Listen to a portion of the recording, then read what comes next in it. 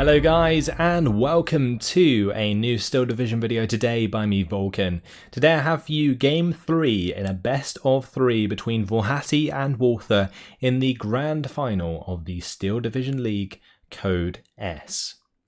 Today we are going to be seeing Mont Ormel, and on the Allied side Włochaty is using the 3rd Canadian Infantry, and on the Axis side Walther has the 1st SS-Panzer. So all to play for in this one, since Włochaty is now 2-0 up in this series. If he wins, then he will be declared the victor of the Steel Division League Code S Season 2, which would be quite the feat. Walther, of course, doesn't want that to happen, but will have to reverse sweep Włochaty with 3 wins in a row.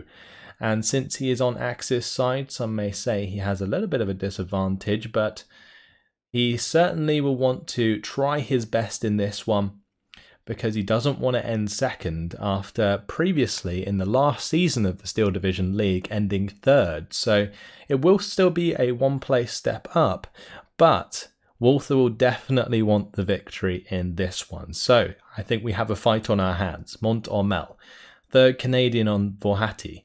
That is a very interesting choice. A division that is not played very often due to its decent but not very strong Phase A.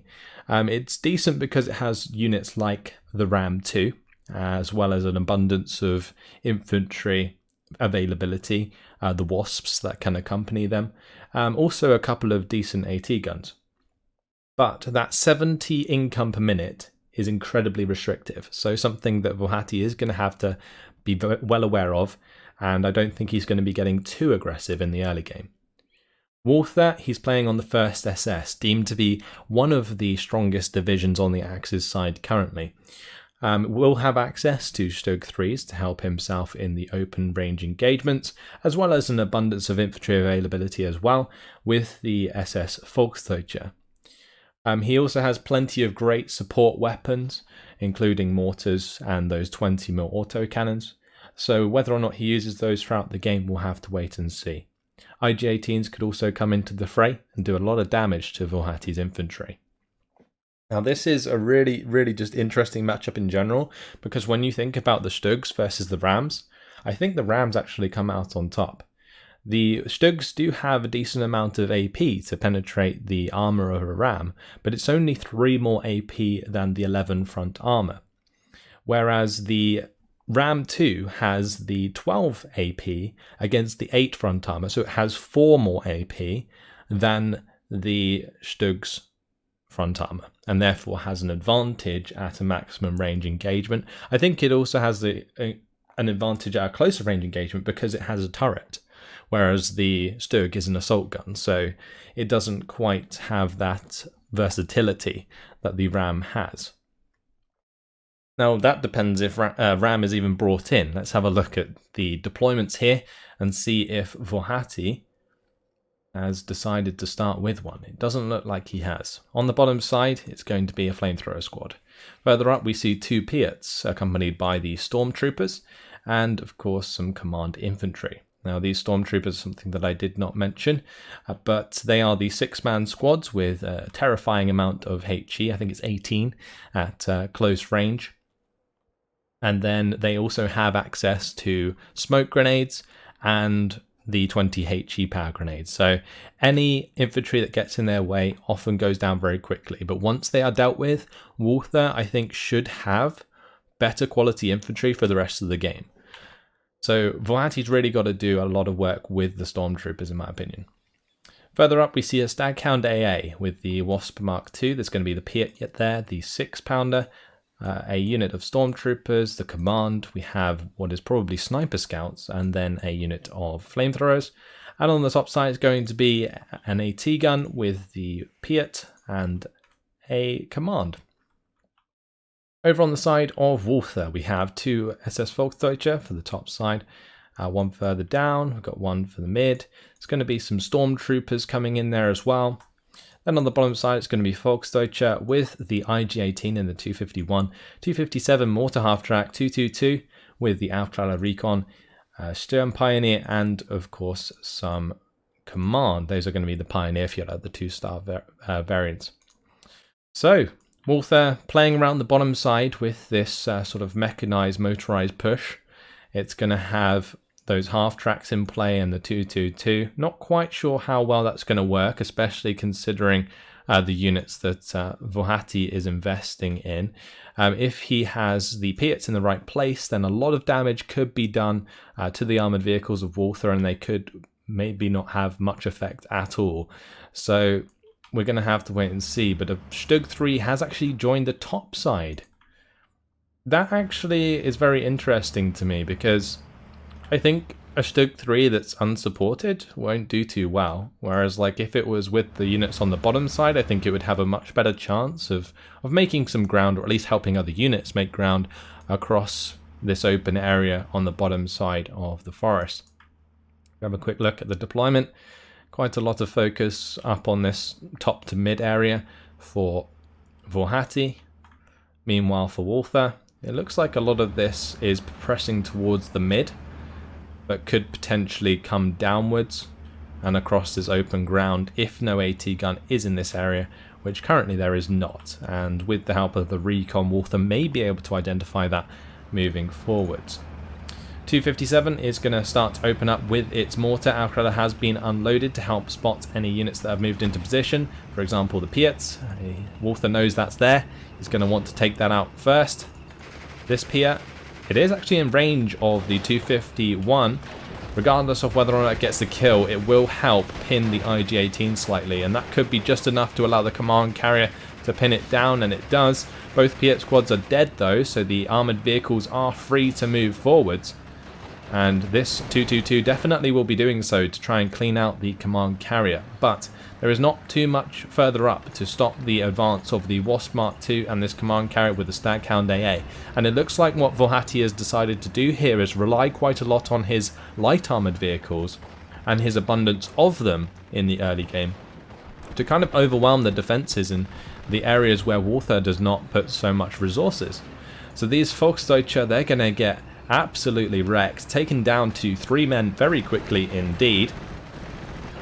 Command carrier going to be rushing on through. 222 with the 20mm is there. That's going to stop the command carrier in its tracks, and the Wasp also goes down. The 222 with its 20mm, all that Walther's going to need to clean up a lot of these armoured vehicles, and he knows it.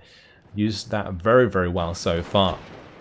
Sturm Pioneers, they are probably one of the only units that Walther will have in the early game that can really challenge Stormtroopers at close range, but since this Sturm Pioneer was already pinned at range by the Sniper Scouts, the Sturm Pioneers didn't do too well, but the Pioneer Führer actually come up trumps. They managed to get the 20 HE power grenade on target and blow that Stormtrooper squad to smithereens. Panzer has come in off the spawn and takes out the Staghound AA that was causing a rather large salient, but no longer, as it is taken out. 251 continuing the push here. Sturm Pioneers coming up against the Stormtroopers. Stormtroopers didn't manage to throw their grenade, whilst the Sturm Pioneers still managed to do quite a bit of damage.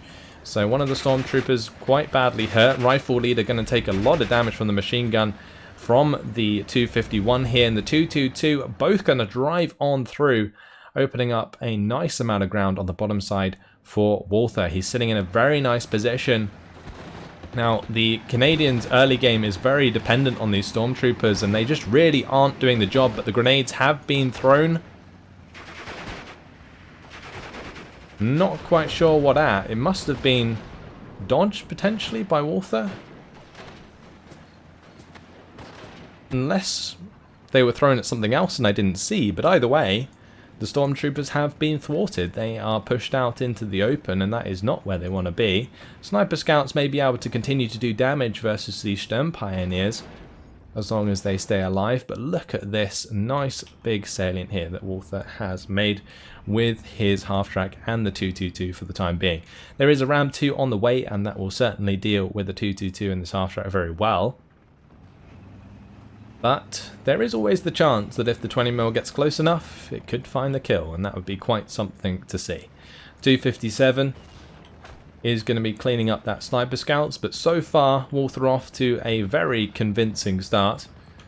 Had some really, really nice trades with Włochaty's infantry, and that is not something that you often say when seeing someone play against włochaty. Generally, włochaty is the person to get the better of the other player with infantry. Here, they're used, unloaded from the command carrier. Really nice micro though from włochaty. Can instantly reload those and move it up towards the tree line to get the Piat closer, whilst the Ram 2 comes up behind and is going to try and finish the job. So the salient is cut off, and that 222 is dealt with on the left side. Now it's up to Walther to capitalize on these resources being invested in thwarting this attack. Now he will really want to just press and get as far up as he can before the Ram 2 and the command can come and help. So 232 and this Flampanzer are actually in a really good position here to just drive up and potentially get down this road to clean out, say, the stormtroopers here, but haven't really been used to that effect just yet. 232 is actually heading down to the bottom side here. We'll have to be careful. The Ram 2 will be quite happy to take that kill. You can see it there, aiming. Can it find it? No, it will not. 232 should escape into the orchard for the time being. Volksdeutsche, they've actually decided to try and push on this bottom side, come up against the rifles, the MG42s that they have access to. Should pin down the rifles before the rifles pin down the Volksdeutsche with the Bren gun. IG-18, it's attempting to stop the Ram and the command carrier in its tracks. One thing that can actually happen here is the IG will win this engagement, because the IG, although it doesn't have AP, cannot be countered by the Ram 2 very well, because the Ram 2 is quite simply relying on the 30 cal. It doesn't have HE on its main gun, one weakness of the Ram 2. And now it's been pinned, it looks like Walther's going to go and attempt a surrender play. But with the rifle leader here, the Piat might just hit the mark for once, and if it does, that's going to put a spanner in the works for Walther. There is the Stug 3 that has got into position here. If that can find a good shot onto the Ram 2 in time, then we may still see the Ram go down. Meanwhile, the infantry engagement, the stormtroopers, they have been taken out. That must actually have been potentially the last stormtrooper to die there. There is one man left up here, but the last significant squad that Walther's going to have to deal with, I think, has been dealt with. So the command is going to go down. The Ram 2 did die in the end to the Stug 3. 6-pounder. Oh, it does find the kill onto the Flampanzer. That is very significant, actually, because that Flampanzer could have ran all the way up the road here. The only mechanized or motorized unit that could have done so. Meanwhile, on the top side, well, infantry is broken through. Walther's limited defense of these Volksdeutsche has been killed off, and now without the Stug 3 in play on that top side, and both of them now being on the bottom side, włochaty just drove all the way through with that Bedford, unloads the rifles, going to try and get into the buildings there. Not quite sure he's going to be able to. The 232 will just drive up to that squad and kill it, and that's going to be an easy surrender. Volksdeutsche coming in to try and stem that attack, and if he does manage to, then he may be able to push back to a +1. I still think Walther's in a very good position. It's just włochaty kind of exploiting every gap that Walther has in his front lines right now, and that is something that włochaty is very, very good at doing, especially with his infantry, because his micro is like on point. He has infantry commands going on every single unit at almost all the time, which is very, very good to see. Meanwhile, Walther is going to be taking more ground on this bottom side. We can see him moving the Volksdeutsche into position of these compounds, and if he can get into them, they will be hard to get rid of, the Volksdeutsche, because they do have that machine gun that will stop infantry advancing across open ground, as well as the Panzerfaust that they can stay on return fire with if vehicles decide to get involved. A 6-pounder has been moved to the edge of the tree line, and that is going to be hit by the IG-18's 9HE pretty damn hard. Lucky there though, that for Włochaty, that didn't actually get killed. Now he's got 2 1 health AT guns at his disposal. We've all seen how much damage they've done in the past, so we'll have to wait and see if they can do it again. Volksdeutsche, really nice position actually in this building, but can the flamethrower push them out? If the flamethrower can get some flames onto the building itself, then the Volksdeutsche will lose their heavy cover and the rifles may be able to continue the push. But Volksdeutsche are not going to let it happen. The MP40 mows down that poor old soldier, and now the rifles are in trouble, will not be able to make any more ground for the time being. We've now moved into phase B. Puma is on the field, going to clean up one of those carriers. Volksdeutsche in the forested area going to be taking on rifles at an ideal range, unleashing that MG42 as well as their Kar 98s. Pioneer Führer though, they're going to get taken out by the sniper scouts that have joined the party, and the Volksdeutsche will find themselves pinned with probably just a couple shots due to their disheartened trait. Now on the top side, the Kangaroo is coming in with more reinforcements, and the 50 cal that provides can do a lot of damage, but with a 20mm autocannon unit on the scene, the Kangaroo does have to be careful because the 232 will be all that Włochaty needs in order to take, or Walther needs in order to take out the Kangaroo. 6-pounder is in play, so that will stop the 232 from being aggressive for the time being, but rifles here are going to be engaging Volksdeutsche. But the Volksdeutsche, of course, with the MG42s doing rather well. So, Walther not actually reinforcing this bottom side too well just yet. I think he is very limited in his resources to do so, because the reinforcements would have to come through these orchards, which he doesn't really control very well at the moment. And the sniper scouts and rifle combination here is actually getting the better of him. The IG-18 is going to die, the Volksdeutsche have been pushed back. Well, Włochaty, if he can control these two roads coming into the centre of the map here, he will cut off Walther's chance to really control this bottom side of the map for any longer. Now, whilst he's doing that, he's also putting a lot of pressure onto the top side. The Kangaroos going to try and help out by pinning these Volksdeutsche, allowing the rifles to move across the open, and that's what we can see happening on this top side with the IG-18 and the Volksdeutsche being pushed back. Walther is going to need some armour to help clean up the Kangaroos from range, because the 232, whilst it would be good at close range, is not good at long range due to the 4 AP not going to be able to penetrate the 4 front armour of the Kangaroo. 6-pounder though, being in this position, could certainly turn things around, and as soon as the Panzer IV-J is dealt with, then Włochaty and Walther will be back to square one, where Włochaty has the advantage in pushing with the 50 cal supported by the AT gun. Volksdeutsche here, they have been surrendered in the orchard, and Walther, although he still sits with a +1, has lost the Stug 3 on the bottom side, which was holding the majority of the salient. The Volksdeutsche for now are still doing so, but with the advance of the Kangaroo and the rifles should be able to spot the Volksdeutsche initially, allowing the Kangaroo to help out with the 50 cal. So that position does not look long for this world. Meanwhile, on the top side, the rifles actually getting into the 100-meter range of the Volksdeutsche, and that is not in a position that the Volksdeutsche really want to be in. Thankfully, there is the half-track that will be able to do quite a bit of damage to the rifles, as well as the Panzer IV-J that's coming up the road. But the Volksdeutsche will take a lot of damage from this engagement, that's for sure, and if they are taken out, then the vehicles may struggle to maintain this position, especially with the rifle leader in that position with a Piat.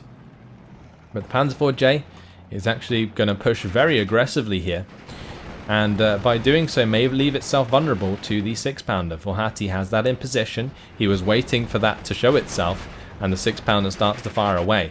Panzer IV-J is going to have to retreat from its position, but it is not the fastest beast and will be taken out.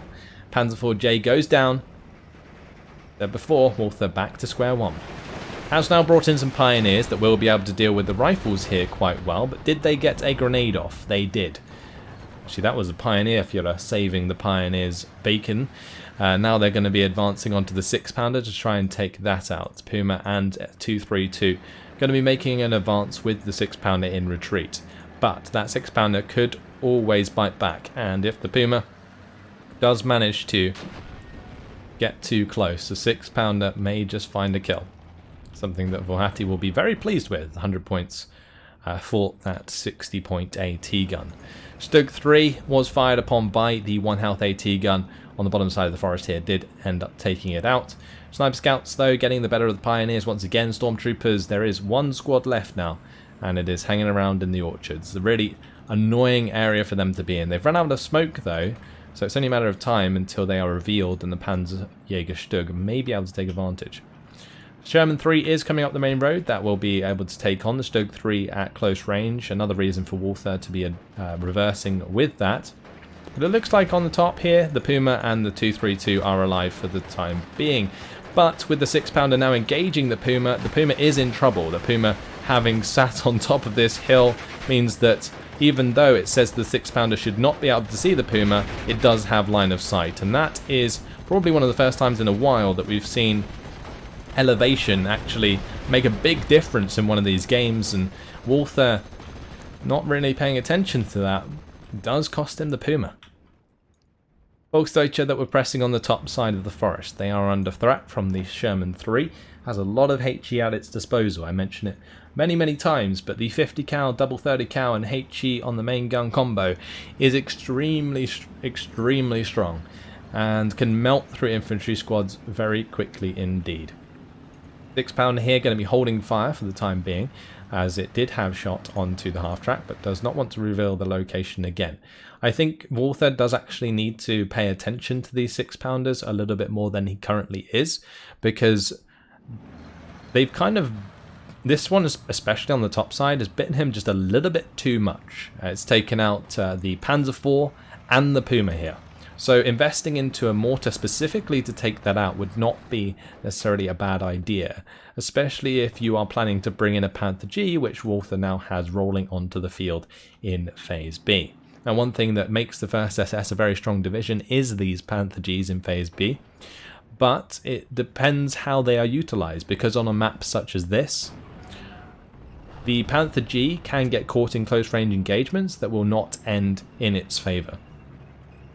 The 6-pounder does end up taking a shot at the Stug 3. The Stug 3 manages to take out the Kangaroo just before that, surviving the shot from the 6-pounder, but the infantry is still advancing here. Flamethrower with the command carrier, trying to make as much ground as they can. Command carrier does get down into the defilade. So it's going to be safe for now. Stug 3 will not have line of sight unless it sort of advances towards that area, and I don't think Walther really wants to due to the 6-pounder being in position, but the 6-pounder is going to find a shot anyway. Walther's got to be really careful with the positioning of that Stug 3, but should really be opening up with mortar almost straight away, considering that 6-pounder has revealed its location. So having not used this mortar carrier here really shows me sort of a lack of concentration almost by Walther. We've suddenly come to a point where almost nothing is happening, which is very surreal. Usually throughout these games there has always been action, but for one moment we have silence. 257 finally going to be targeting this 6-pounder, but it is focusing on the wrong location as there is no recon on this bottom side. Now the 1st SS is actually well known for their lack of recon, but still there should probably be some on that bottom side. Now a 6-pounder does end up shooting at the Panther G, and a very close range shot there could have ended in tragedy for that Panther G, but not quite, as the half-track and the 232 help clean that up. This 6-pounder now going to be trying to stop this half-track from making ground on the top side, no doubt, as the rifles do go down to the pioneers in a minor skirmish. Panzer IV is coming to the centre of the map, looking to help with the stormtroopers. I really was convinced that Włochaty had used up all of his stormtroopers by this point, but a fresh squad is currently still moving through the forest, so that will definitely give the pioneers a run for their money. Focke-Wulf 190A8 does come in, the 2-star variant, with the strafing run to try and kill off the 6-pounder as it moved across the open, but lost line of sight and couldn't quite be as accurate as it needed. Stormtroopers win the grenade engagement versus the pioneers. Nicely done. Now we're going to be seeing some blind off-map from Walther, trying to pin down the infantry that is in this area. I'm not particularly keen on using off-map when you don't know what's there. Again, it mainly comes down to the lack of recon at this point on the side of Walther, especially on this bottom side. If he could see where the 6-pounder is, for example, then his Stug 3 could have dealt with the command carrier, and thus the command carrier would not be gaining all of this ground for włochaty right now. Same deal for the flamethrower squad, it would not be in this position. And the bottom side would most likely actually be an salient in favour of Walther, just because this AT gun is dead.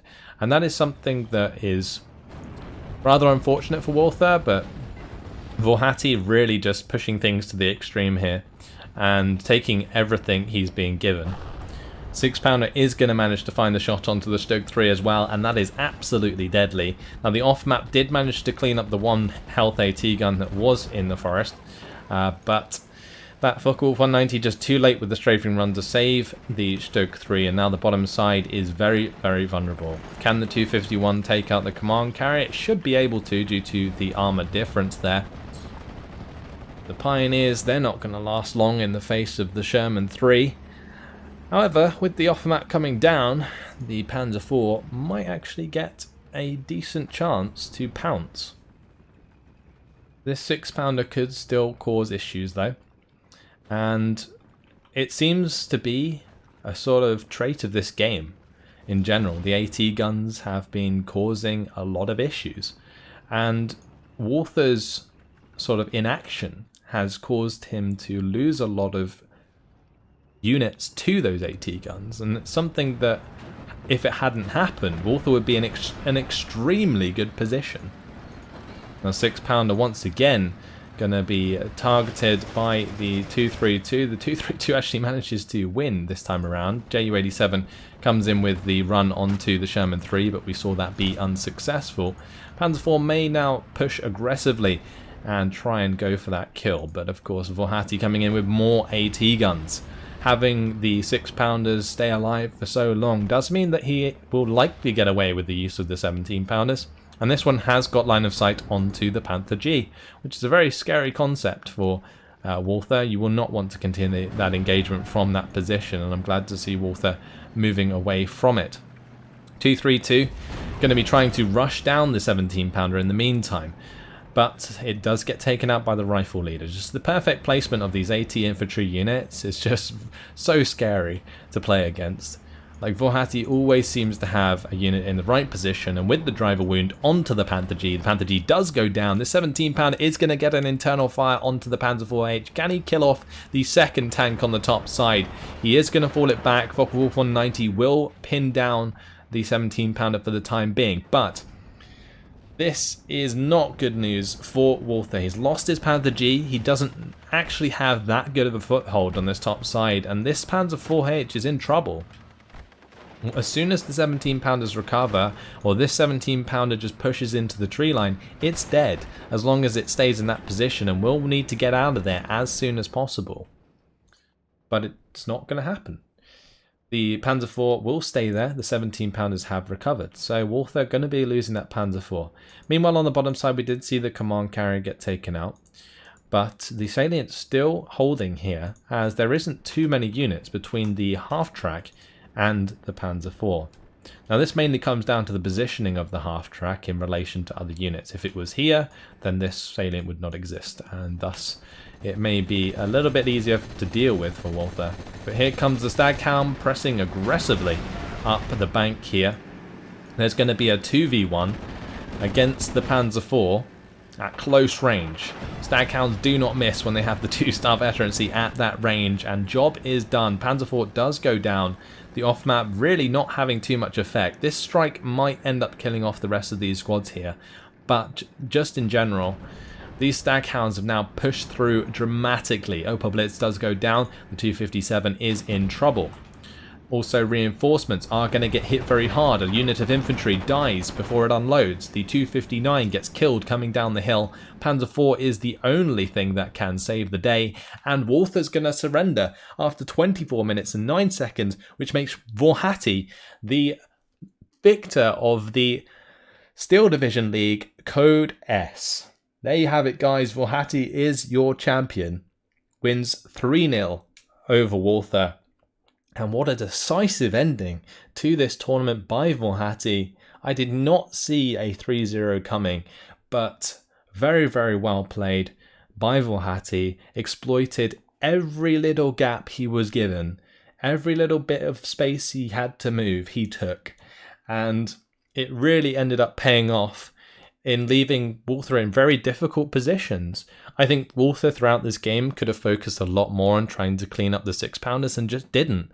And it really, really punished him. 1,980 kills to 1,470 losses in the end. And who would have thought that the 3rd Canadian would have been the winning division in the decisive match of the Steel Division League Code S Season 2. So Walther going to end up in 2nd place. Commiserations to him, but a valiant effort through the league. This league has been going on for a very long time, and I think it had 33 players this time around. So Walther coming out on top of all of those players except Włochaty. And Włochaty taking that victory, very, very well played. I think, honestly, Włochaty has impressed me so much throughout all of the games I've casted of his recently. The only player who comes close to that, I think, is Gonzo. But obviously winning against Gonzo in the semi-final put him in a very good position, and I think has a solid favourite to win the final. Walther, however, I think in this tournament had a lot of moments where he was very, very strong. And in the final, although he faltered against Włochaty, there were sort of sparks of brilliance. And I think Walther certainly put on a valiant attempt against Włochaty, but Włochaty's infantry micro, having units in just the right locations at just the right time, is what makes that little bit of difference. And in the end, I think the better player won. So that is pretty much it. Let's just have a quick look at the kills and losses. The 6-pounders finding the kills just when they needed to. For example, even at the start of the game, the 6-pounder in the forest killed 2 Flampanzers at what would have been about 100-200 meter range, which is vitally important to stop those Flampanzers from breaking through, burning all the infantry to death, and just carrying on. And considering that the 3rd Canadian relies quite a lot on the rifle leaders and those 6-pounders for its AT in Phase A, other than the Ram 2, that is just so vitally important that those Flampanzers are dead, because if they are not, then the rifles suffer, the sniper scouts suffer, the stormtroopers suffer, and Włochaty's front line could easily fall apart. Now, we did kind of see that in the early game. Walther took a lot of ground, but then eventually got beaten back as Włochaty recovered. And yeah, it came down a lot to those AT guns, and it is a shame. So this 6-pounder taking out the 2 Stug 3s. Sniper scouts also use very well in conjunction with the rifles to pin enemy infantry. But again, 6-pounder kill, 6-pounder kill, 6-pounder kill. Like the tanks, they barely did anything. It was the 17-pounder, 17-pounder. And that basically shows you that Walther didn't invest enough in his mortars and his long-range artillery, and also the recon. Recon, of course, spotting the AT guns in the first place would allow him to work around them, if not kill them. So that's the main thing there. But then that late game push with the stag counts was really, really crazy to see. It just came in and just killed all of the reinforcements very, very quickly. And Walther obviously didn't think he could recover from that. The Panzer IV was in a prime position to kill those Stugs, or the stag hounds, sorry, if they'd stayed around. But I don't think Włochaty would have let it happen as easily as that. 2-2 early on certainly did work. It was in the prime position to kill off a lot of the light armored vehicles that Włochaty was playing around with, and that gave a lot of freedom to his infantry, so the Sturm Pioneers could go to work on the stormtroopers without the support of the command carriers and other units that were nearby. So that was very, very vital in the early game. The Stug 3 killed off that Ram 2 and 6-pounder, but that wasn't due to the Stug 3 being any good. It was quite simply just in the right place at the right time. Well played. Puma did manage to kill off the 6-pounder, but got shot on the high ground. That was a Pretty big mistake actually from Walther there. And then the Panther G killing off the Sherman 3 was fine, but again, suffered at the face of an AT gun after killing an AT gun. But a sizably bigger AT gun, the 17-pounder, got the job done. So, in the end, death to AT guns. There goes Walther's hope. And yeah, commiserations, but massively good job on getting second place out of 33 players, 33 of the best players in Steel Division. But Włochaty, potentially the best player of Steel Division at the moment, and takes the victory in the league. So just want to say before I finish this up, a massive thank you to the Steel Division League crew and all the people involved with the Steel Division League.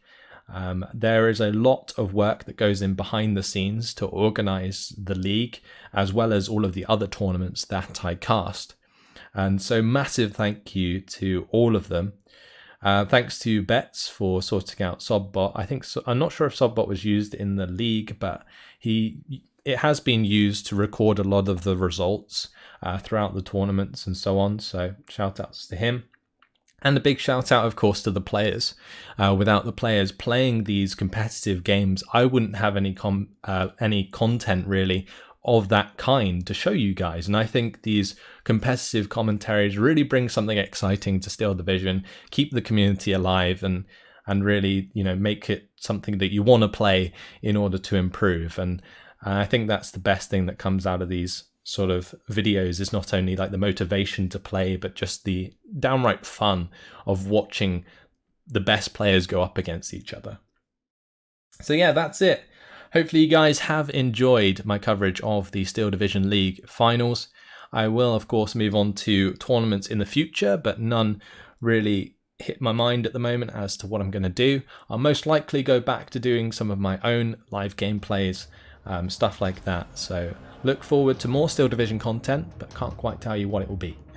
We'll find out when we get there. That's all for now. Hopefully you've enjoyed it. Thanks for watching, and I will see you in the next video. Goodbye.